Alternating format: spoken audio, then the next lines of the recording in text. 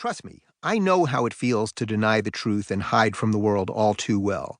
I was a closeted gay man without a single person I felt like I could be honest with for 25 years, and it nearly broke me. Every day that I denied my reality, I became increasingly lonely and depressed.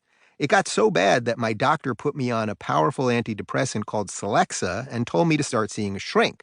Unfortunately, the medication didn't work and I never really connected with my therapist. She did, however, make one astute observation. She said that I have the perfect blend of Catholic and Jewish guilt. The first is giving a blowjob and feeling bad over it, while the latter is giving a blowjob and worrying what your mother will think. Without medication or therapy, I found other ways to cope with my depression. I began doing stand-up comedy 6 nights a week, which was an easy way to avoid the dating scene. But when I moved to Manhattan after college in 2001, my shame reached its tipping point and I developed a habit of downing bottles of cheap red wine alone in my apartment.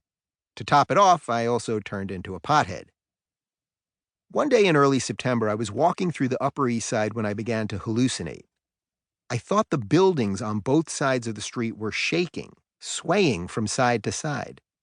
It was like a scene from Christopher Nolan's psychological sci-fi movie Inception or Woody Allen's Deconstructing Harry, in which Robin Williams is forever out of focus from the rest of the cast.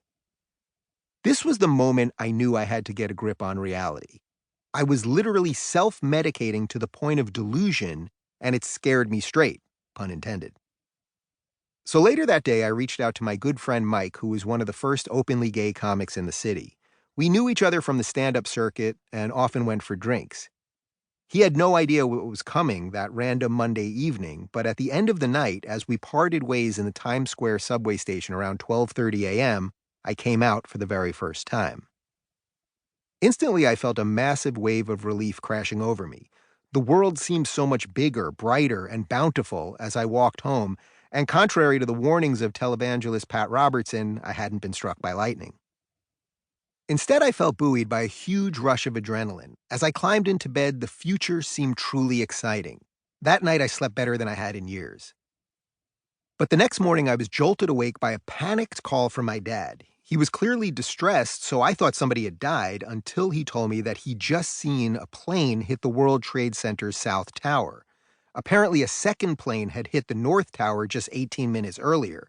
He could literally see the smoldering buildings from his office in the garment district of Midtown Manhattan. Shocked, I turned on the TV to CNN, and there it was. America was under attack. When I walked outside, I could taste the black, acrid smoke against the roar of police sirens. Hundreds of dazed and confused people had brought First Avenue to a standstill.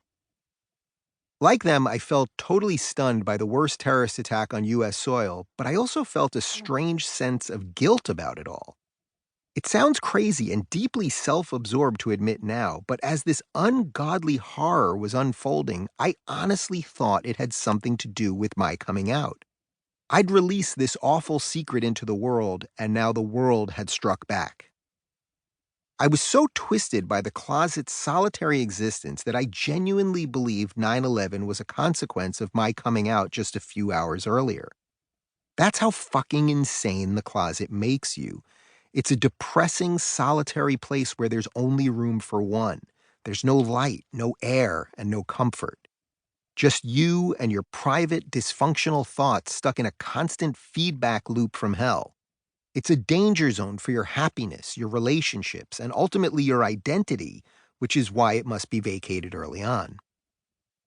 Otherwise, it produces a cycle of shame, deceit, and self-loathing that once started is hard to stop.